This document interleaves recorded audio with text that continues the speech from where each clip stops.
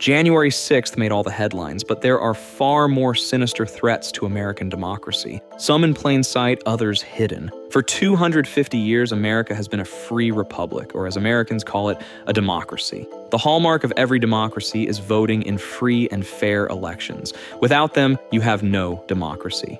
Remove the free and fair part, and voting is nothing more than a performative exercise with no impact. Several countries hold these fake elections, including Russia and North Korea. If you don't think this can happen in America, think again.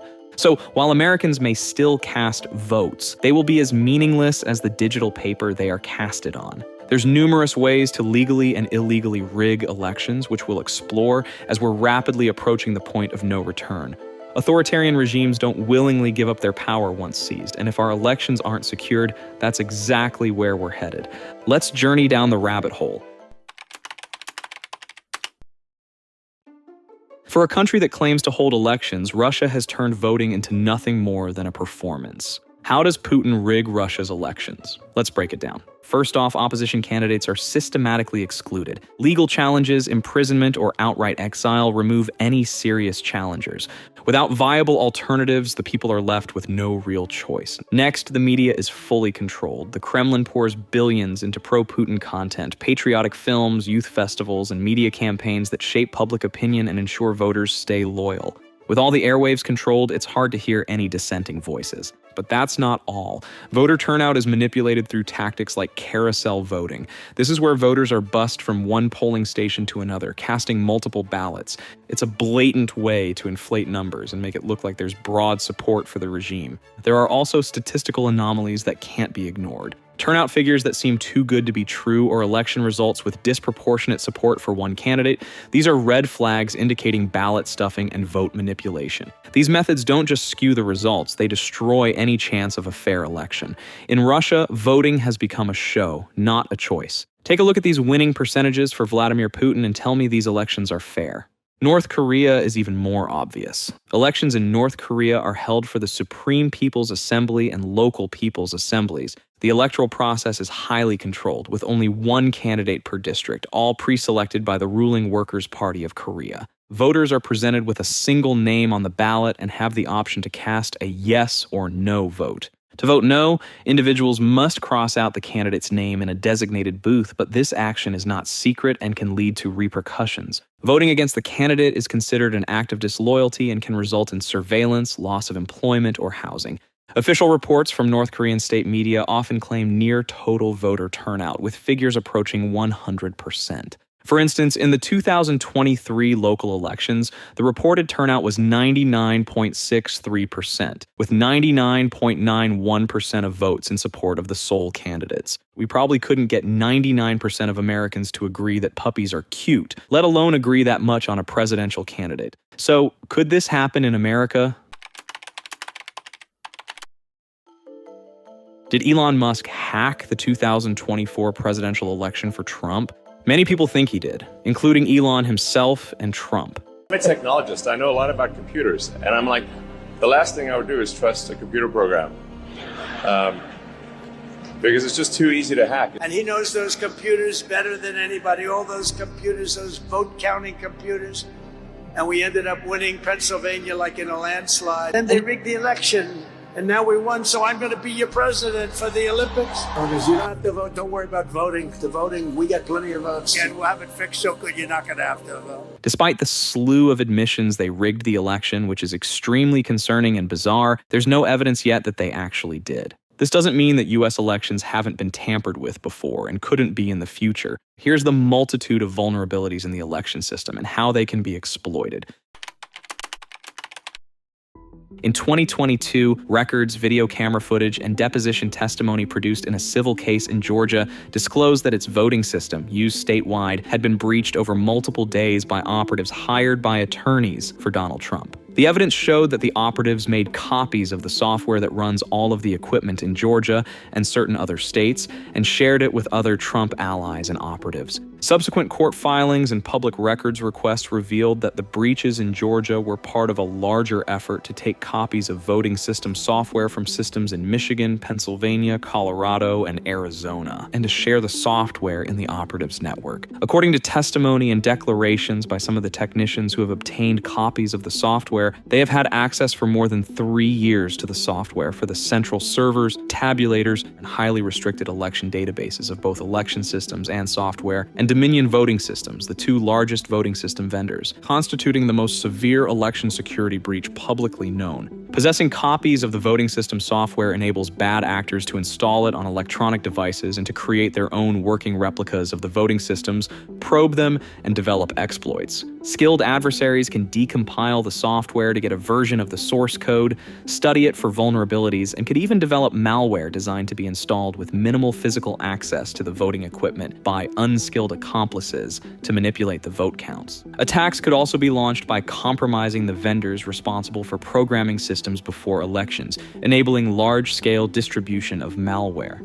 Access to voting systems also allows hackers to install backdoors they can exploit in future elections, even years later. Voting machines are regularly tested every year at the Voting Village at DEF CON, one of the world's largest hacker conventions. It's not an official thing. Hackers there have managed to alter the stored vote tallies, change the ballots displayed to voters, and in one case have got a machine to run the video game Doom. Despite numerous claims that voting machines are not connected to the internet, cybersecurity experts have disputed this claim.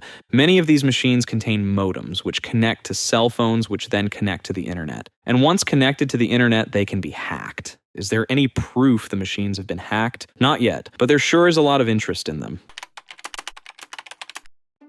In 2020, programmer Ethan Chautran won the Georgia Tech Hackathon with an app called Ballot Proof. He describes ballot proof as a methodology built for faster, smarter, and more secure validation of ballots. But ballot proof can also generate synthetic ballot images. Here's one generated for Maricopa County. What's special about Maricopa County? It's located in Arizona, a swing state. This means they have the ability to create fake ballots. Oh, and one more thing. Ethan Chautran is a member of Musk's Doge team, and he deleted everything related to ballot proof, but the internet never forgets. If he loses, man, what?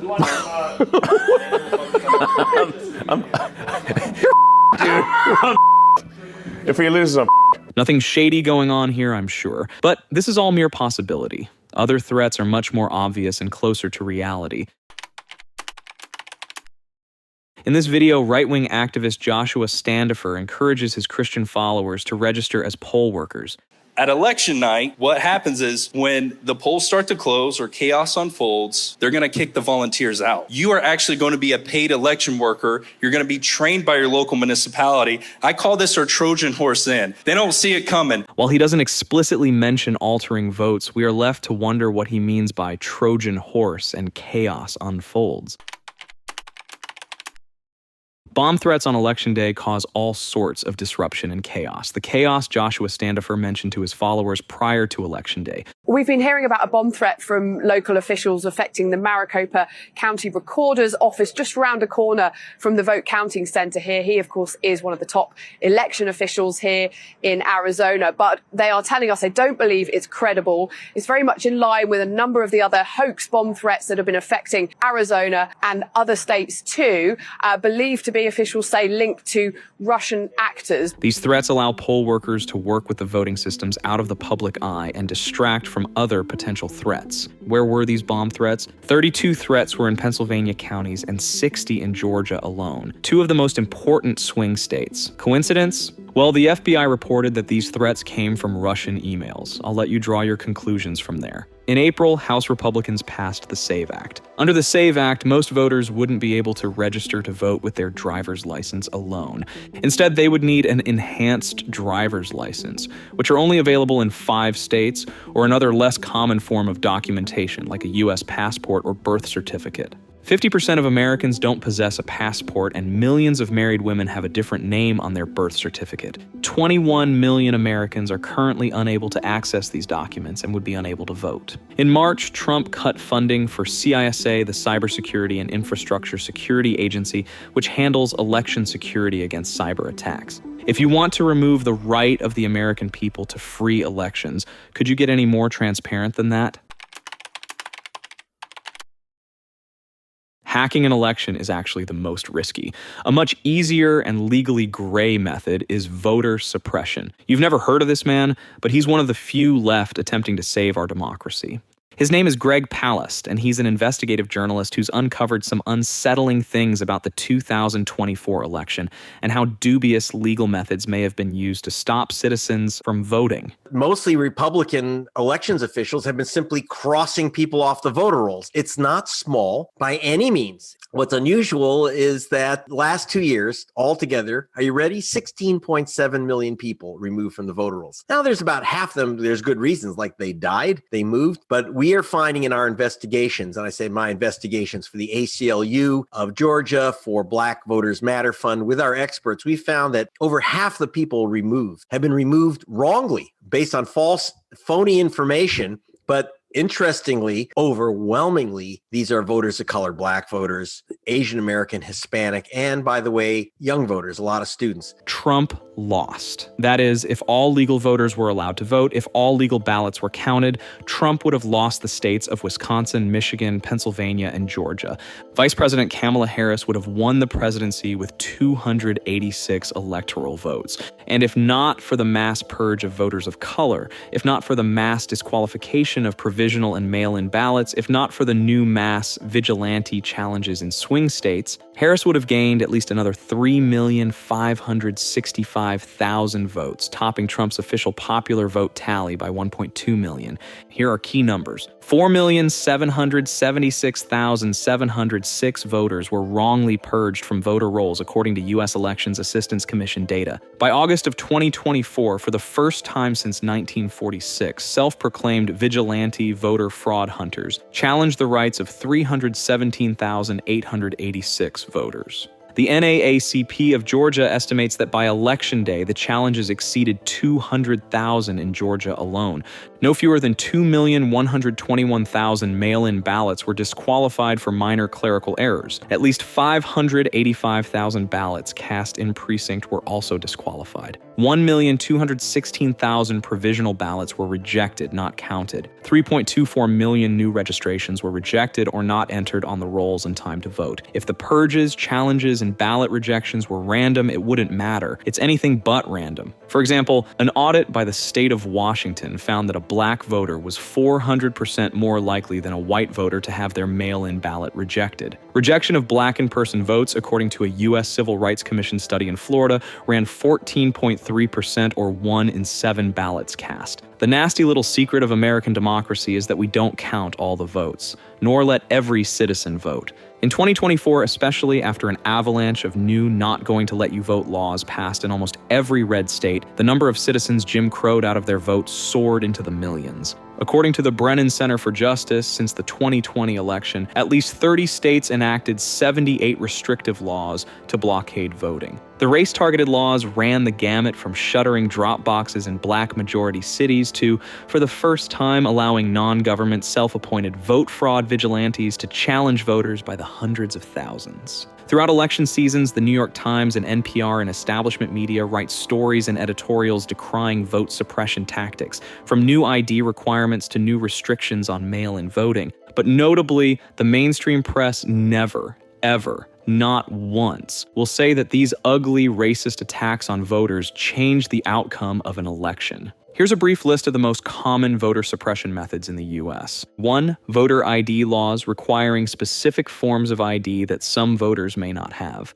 2. Voter roll purges, removing inactive voters from registration lists, sometimes inaccurately. 3. Limited polling places, reducing the number of polling stations, especially in minority or low-income areas. 4. Reduced early voting, cutting back early voting days or hours. 5. Strict registration requirements, complicated rules or deadlines for voter registration. 6. Felony disenfranchisement, barring people with felony convictions from voting. 7. Gerrymandering, drawing district lines to dilute certain voting blocks. 8. Disinformation, spreading false info about voting dates, locations, or eligibility. 9. Language barriers, lack of multilingual ballots or assistance for non-English speakers. 10. Intimidation or challenges at the polls, attempts to scare or discourage people from voting. And now we can add to that list armed vote fraud vigilantes. These people are now legally allowed to challenge anyone's ballot and can racially discriminate as much as they please. And their excuse of voter fraud is bogus. Voter fraud has been studied extensively, and no surprise, it doesn't exist.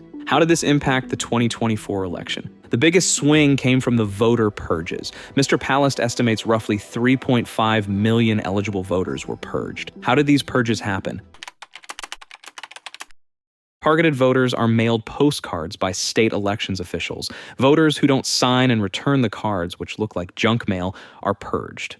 The postcard return rate is minuscule. In Arizona, according to the EAC, just 1 in 10 postcards are returned. And in Georgia, the response is barely above 1%. The entire point of the postcards is to purge voters. In Wisconsin, Trump won by 29,000 votes, while 166,000 votes were purged. In Pennsylvania, Trump won by 120,000 votes, while 360,000 votes were purged. When Musk bought Twitter, he made claims of a return to free speech and political neutrality. But this has been far from the case. Since his purchase, he's turned Twitter into his personal megaphone for Trump and Republicans. On one of the largest social media platforms in the US, Musk artificially boosts his messages to over 100 million Americans. His posts are filled with misinformation, biases, and lies. He's tried to bribe voters with offers of $1 million sweepstakes and $100 per vote. There's no hiding this. It's brazen election interference and illegal in most states. This will only continue to worsen in the future as more wealth is concentrated and more government agencies are dismantled.